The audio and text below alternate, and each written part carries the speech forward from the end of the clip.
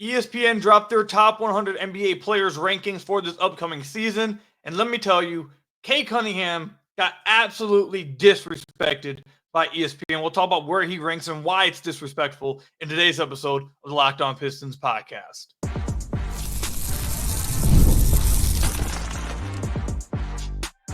You are Locked On Pistons, your daily Detroit Pistons podcast, part of the Locked On Podcast Network, your team every day. What's the deal? Welcome back to another episode of the Locked On Pistons podcast. Per usual, I am your host, Kuka Hill. You can find me over on Twitter at Kuka Hill. I want to thank you guys for making Locked On Pistons your first listen of every single day. We're free and available on all your podcast platforms. If you haven't already, head to the YouTube channel at Locked On Pistons. Hit that subscribe button or leave us a 5-star review or whatever podcast platform you're listening to us on. There's another great way to support the podcast. And today's episode is brought to you by FanDuel. You can start the season with a big return on FanDuel. Place your first $5 bet. You'll get started with $200 in bonus bets, guaranteed. Visit FanDuel.com to get started today. Later on in the podcast, we'll discuss what should be, now that we're 5 days away. I'm recording this on Friday, so we're 5 days away from the Pistons season. Preseason's over. Off-season's over. Training camp's over. Season is here.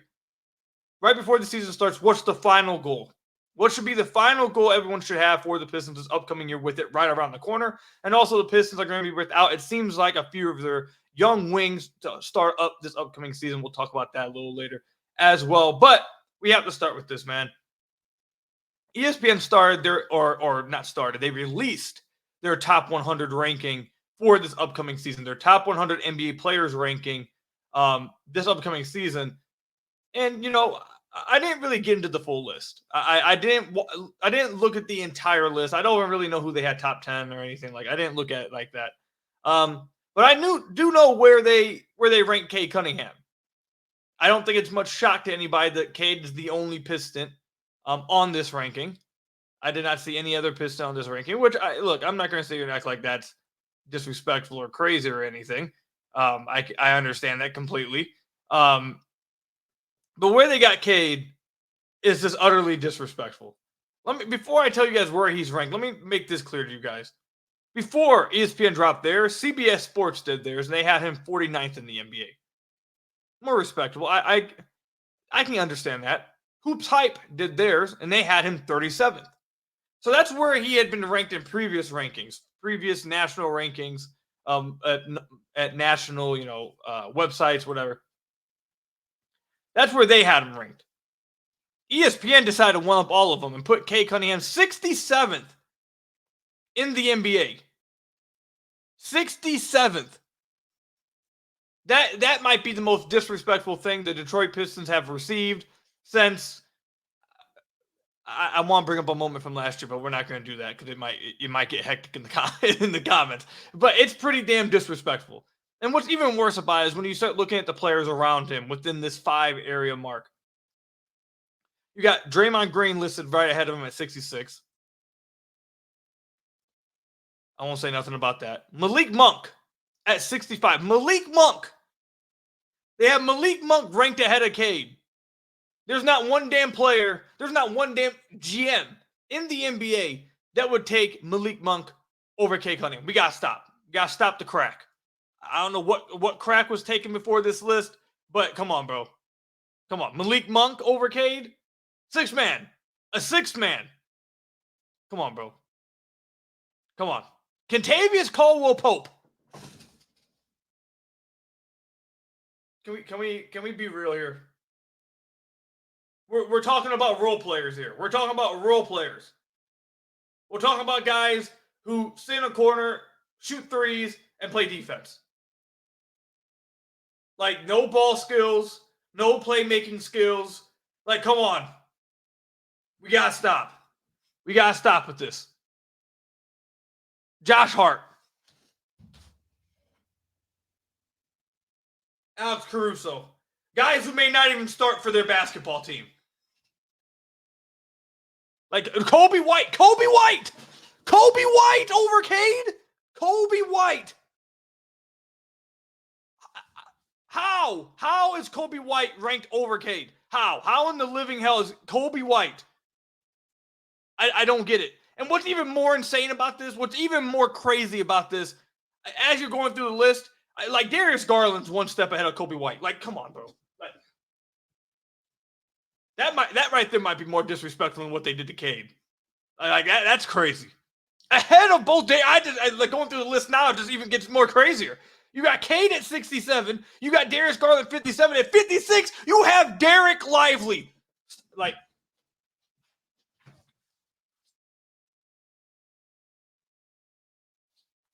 Derek Lively.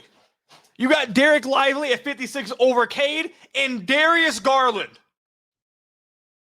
Like, come on, bro. There's no way. There's no way they believe this stuff. There's some other ones I really want to point out, like an RJ Barrett, but that one, I'm not going to see and act like that one. Actually, no, I will. RJ Barrett, that's insane too. Like, I don't get it, bro. I don't get it. And then right behind Cade, you got rookie Brandon Miller. You got Jalen Green at 69. Like, come on, bro. Come on, bro. Jalen Green played good for a month. Like, come on, dude. For the entirety of last season, Houston Rockets fans wanted him traded. Like, I don't understand.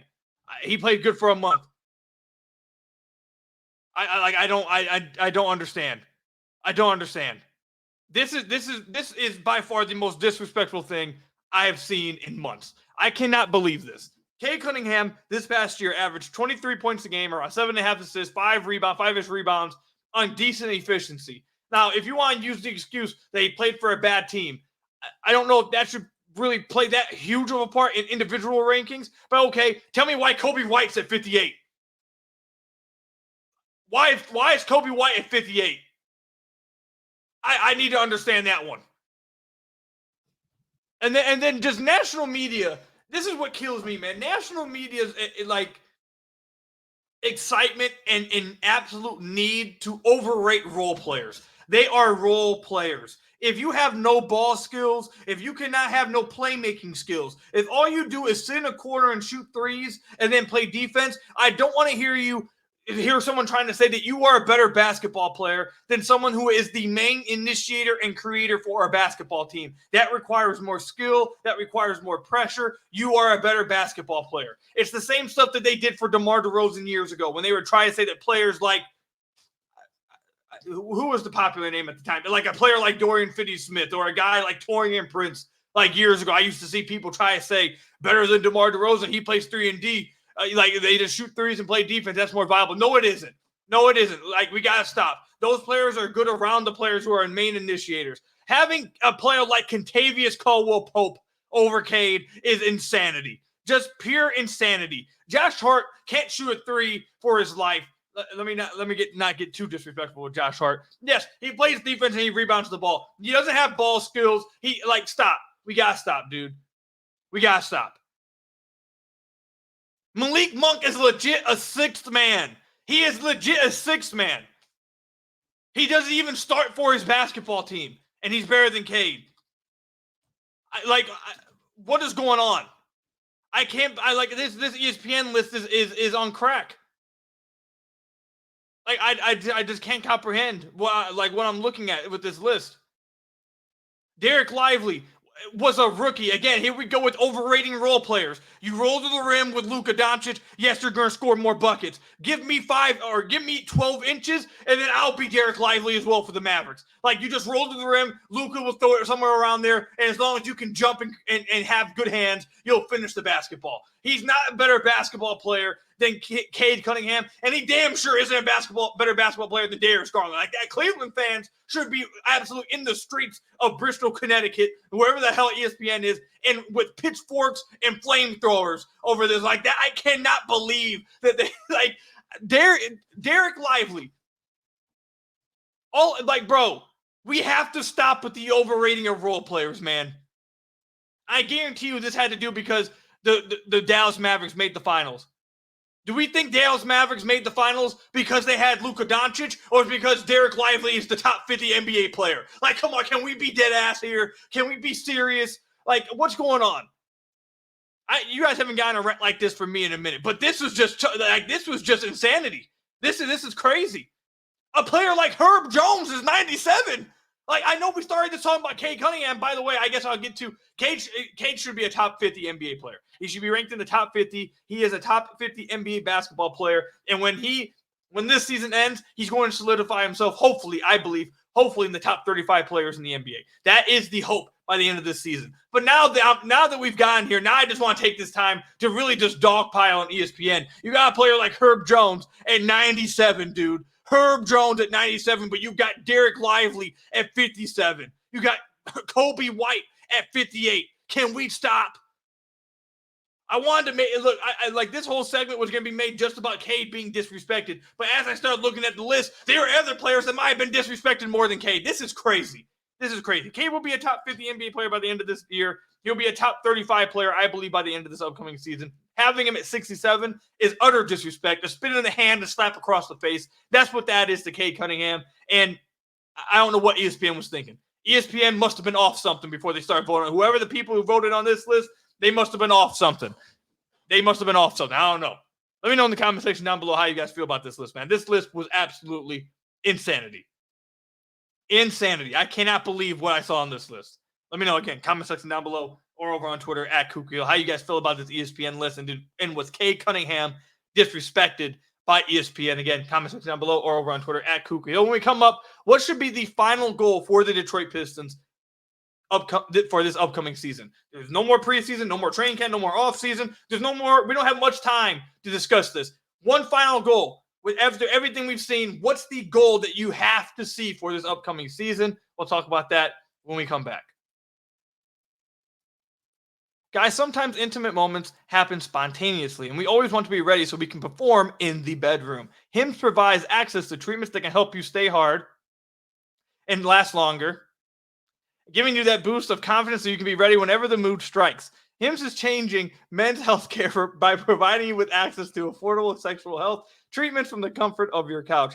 HIMSHims provides an access to a range of doctor-trusted ED treatments like chewable hard mints, Viagra, and Cialis, and their generics for up to 95% cheaper. The process is 100% online, so there's no need for uncomfortable doctor visits. No insurance is needed, and one lower price covers everything from treatments to ongoing care. With hundreds of thousands of trusted subscribers, HIMSHims can help you find the ED option that works for you. Start your free online visit today at HIMSHims.com/lockedon. That's HIMS.com/lockedon for your personalized ED treatment options. HIMS.com/lockedon. The products mentioned are chewable compounded products which are not approved by or verified for safety or effectiveness by the FDA. Prescriptions require an online consultation with a healthcare provider who will determine if appropriate. Restrictions apply. See website for details and important safety information. Subscription required. Price varies based on product and subscription plan at HIMS.com.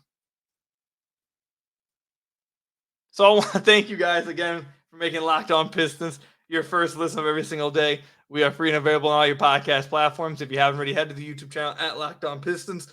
Hit that subscribe button or leave us a 5-star review on whatever podcast platform you're listening to this on. That's another great way to support the podcast. So I thought right before the season starts up, this is something we've obviously talked about multiple times throughout the offseason. But that was without seeing like practices. That was without seeing preseason.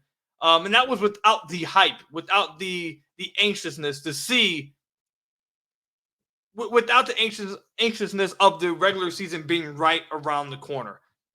You obviously have a lot of the Pistons community feeling very excited after seeing Jaden Ivey play well in the preseason, after seeing Jalen Durham play pretty well in the preseason, after seeing Cade play well in this preseason, after seeing the type of brand of basketball that they were playing in the preseason, after seeing how the veterans have impacted the team through preseason.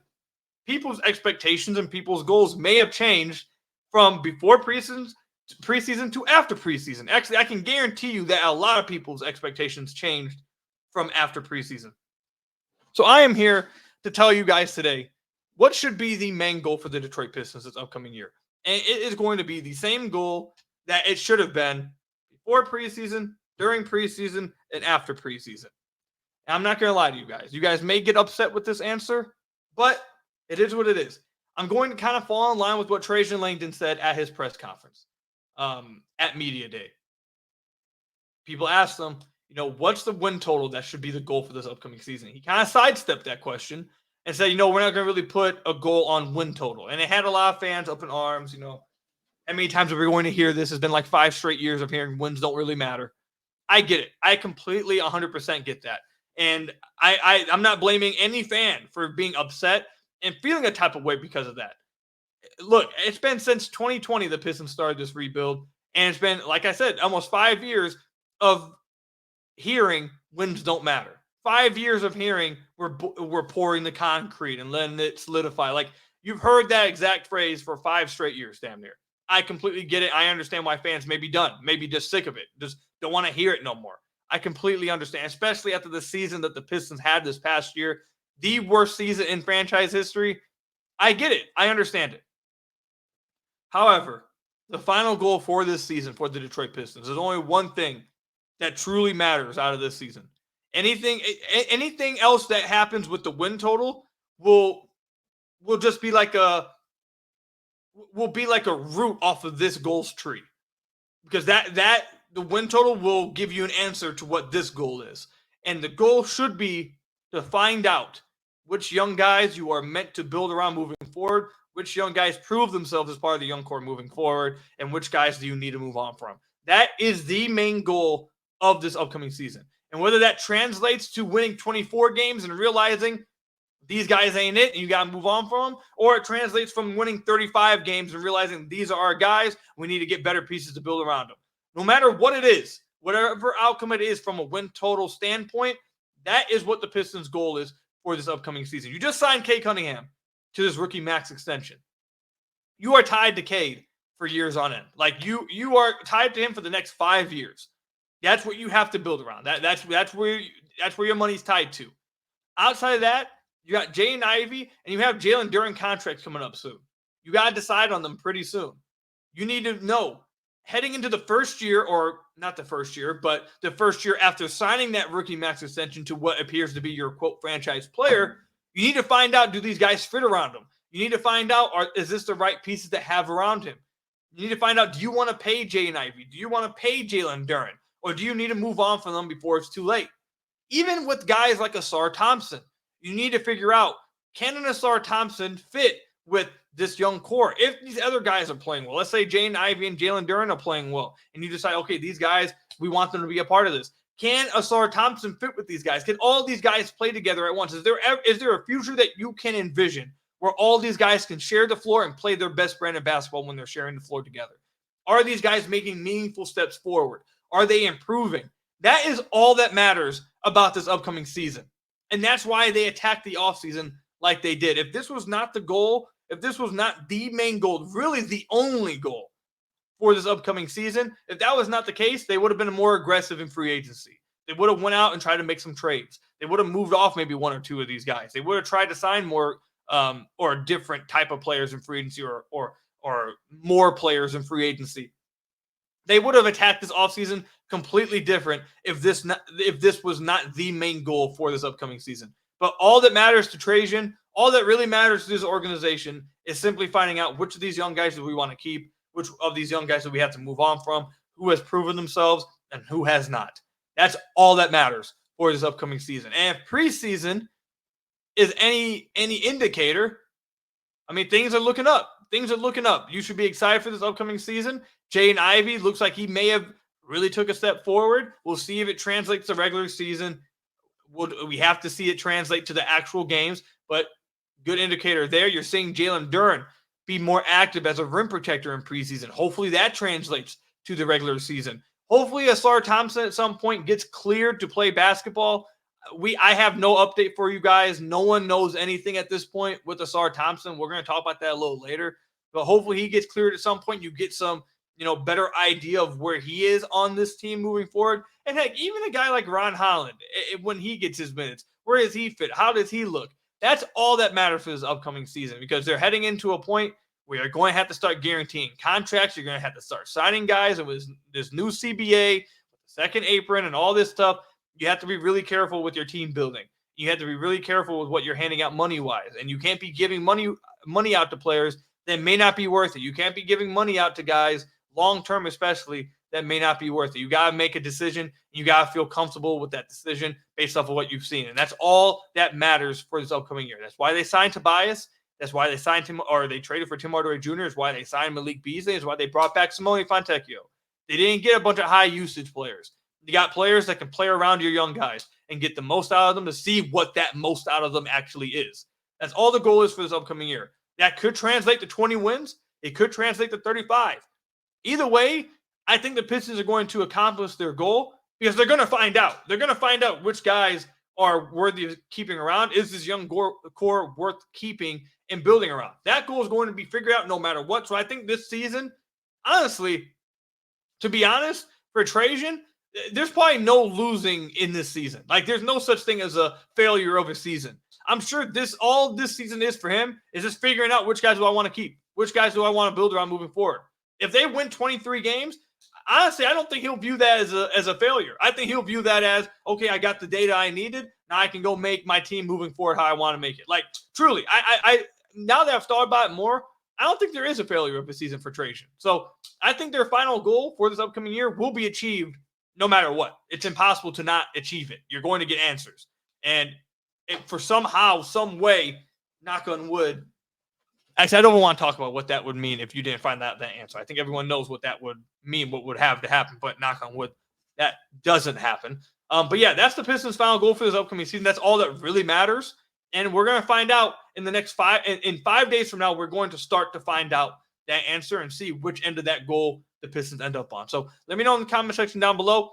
Do you guys agree that this is the only goal for the Detroit Pistons this upcoming year? Let me know, comment section down below or over on Twitter at Kuka Hill. When we come back, the Pistons are going to be without a few of their young wings to open up the season. Does this impact anything for their opening of the season coming up? Hey, NFL fans, you can start the season with a big return on FanDuel, America's #1 sportsbook. So when you get a hunch in the middle of the game, you can check out the latest stats, view live play-by-play, and so much more on the same page where you place your bets. You'll get started with $200 in bonus bets guaranteed when you place your first $5 bet. And as I've told you guys many a times over the last few years, when betting became legal in Michigan a few years ago, I didn't know where to go. I didn't know what to try. I didn't know anything about it. I tried out FanDuel, and I have not turned back since. Not only is it super easy to use, it's super self-explanatory, but more importantly, it's extremely fun to use as well. And I'm going to keep shouting this out. Even, you go through dry spells sometimes. I've went through a few dry spells, but if it wasn't fun, you wouldn't still keep going back to FanDuel.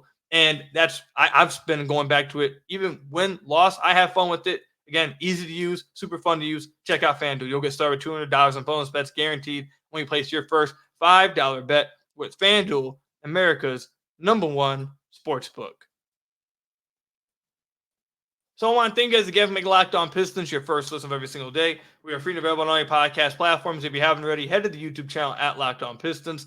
Hit that subscribe button or leave us a 5-star review on whatever podcast platform you're listening to us on. That's another great way to support the podcast.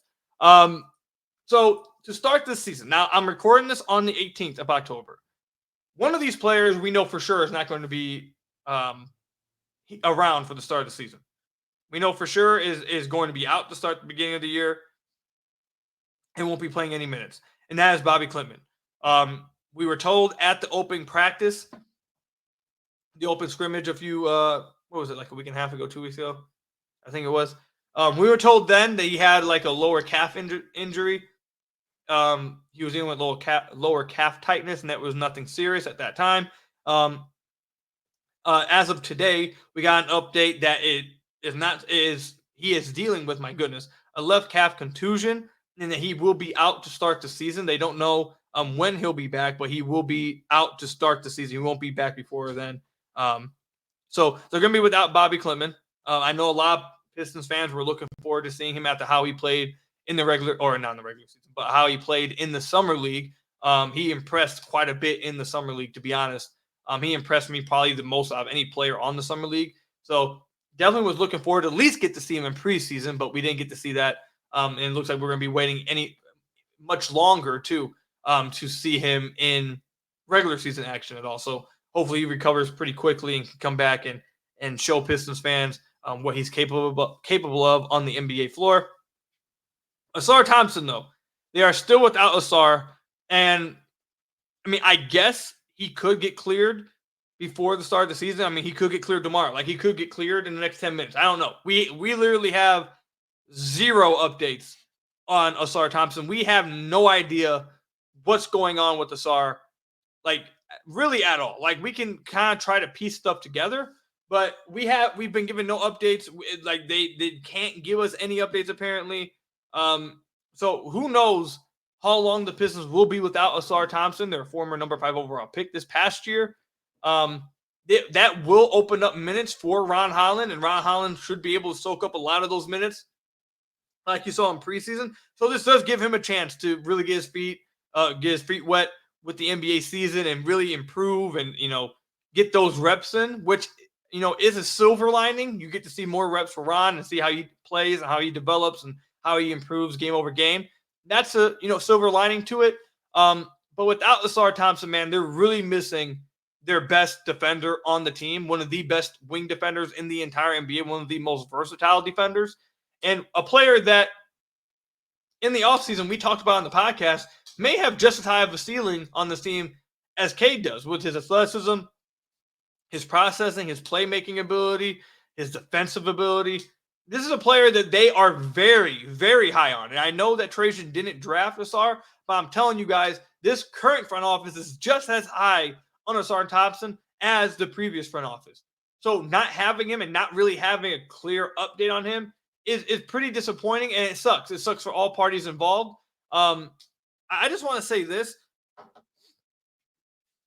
I don't understand, and again, I understand that this is a very serious medical issue, and I'm not sitting here saying that they should be revealing his medical, like everything with his medicals. Like, absolutely not. They should not be doing that. But I am a bit confused why there isn't obviously it must be a rule with the NBA. So I get that. It's not like the Pistons are purposely withholding information. That's not the case. Obviously it's a rule that they can't do. I just don't understand the rule of, like, if this is the case, why can't they, because they've said that, like, it's kind of like a league issue at this point. So, like, is there no way that, like, it could be relayed to, like, oh, he has to pass, like, it's a league issue because he's just needing to get passed by this, or is it just like a certain day limit that he has to pass? Like, I don't know. I guess I'm just confused why there can't be at any kind of update at all. Like, I'm not asking for them to reveal all his medical information. That's not the case. Like, no one is asking for all that. But I understand fans wondering, why can't we get any update? Like, anything. Like, at least some kind of understanding of the situation. Is it, I don't even want to, like, speculate myself. I don't want to speculate at all because it's irresponsible. But just the fact that I do understand that why is there no, like, any update at all to understand at least a little bit of what's going on? I understand that confusion because I'm somewhat confused myself with that as well. So, and I don't know all the NBPA rules or anything. I understand it's for the player and it's for the safety of the player and, it's for the, protection of the player and all that. Like, I get all that. I understand. I just feel like there has to be some kind of, like, or at least I would have thought that there has to be some kind of update that could have been given concerning Ausar. But they're going to be without Ausar, and it seems like Bobby to start the season. It's going to open up minutes for Ron Holland for however long Ausar is out. So hopefully Ron plays well in that time, and hopefully we get to see Ausar Thompson come back really soon. They are, again, like I said, very high on Ausar. I'm very high on Ausar, and he's going to play a big part of this team when he's back on the court. They need him on the floor. So hopefully he comes back soon. But that's all I've got for you guys today. Thank you guys for making Locked On Pistons your first listen of every single day. We are free and available on all your podcast platforms. If you haven't already, head to the YouTube channel at Locked On Pistons. Hit that subscribe button or leave us a 5-star review, whatever podcast platform you're listening to us on. I appreciate you guys making Locked On Pistons your first listen of every single day. Again, I really do. I'll catch you guys in the next one. Stay safe out there. And until next time, I'll see you guys later. Peace out, everybody.